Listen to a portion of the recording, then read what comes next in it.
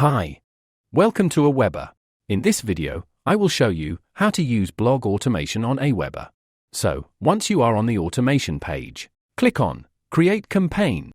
There are options to choose from pre-built campaign templates as well. Select the automation type you would like, either blog or YouTube.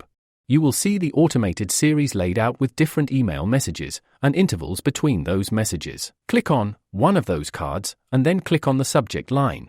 You will see that these pre-built campaigns not only have an email that you can start building in the drag and drop editor, but also have some fill-in-the-blank content to help you figure out what you're going to write in that particular message by clicking on the interval card. You can change the interval by setting the wait time using minutes, hours, or even days. With campaigns, you can add tags to your subscribers based on actions. Later, you can use these tags to segment your list and trigger other actions or campaigns.